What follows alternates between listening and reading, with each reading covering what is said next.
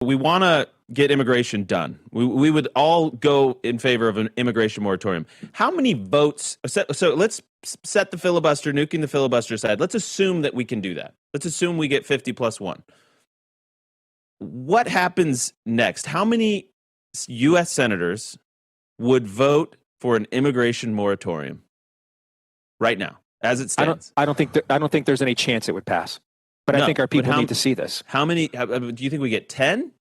You think we get 15? I bet you get 20 or 25, because now their votes on the record.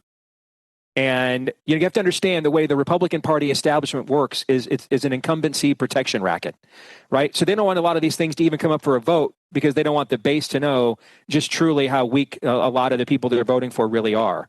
And so this kind of clarifier, you're going to get the people that were never with us, they're going to get more emboldened to be so.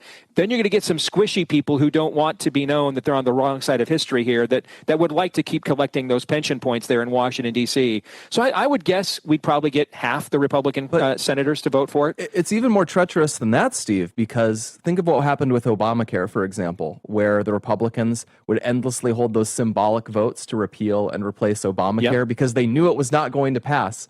So what would you have in our Senate? How many of them would vote for the full immigration moratorium as long as they had ironclad confidence it was not actually going to pass? And then if it seemed, we have 58 Republican senators, we could conceivably pass it, suddenly everyone gets shaky. There's problems with it. You have the ghost of John McCain possess somebody and say, I'm actually going to vote with the Dems on this one. So, and here's the thing. You could do a net zero immigration moratorium, right? So the estimates are around 200 to 300,000 people, U.S. citizens and immigrants, foreign-born residents, leave the United States every year, 200 to 300,000. So it's not like you're not allowing some movement of humanity, right? You can bring in a new H-1B if you get somebody else to leave America.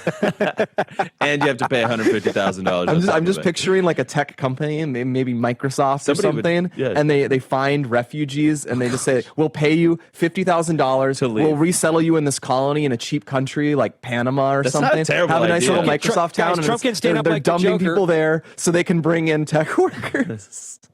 Trump I kind of like this idea now.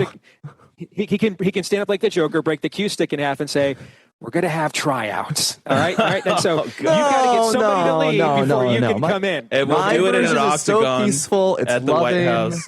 It's. I mean, this is I mean, listen, but I actually think some of these ideas. So a lot of people look. Okay.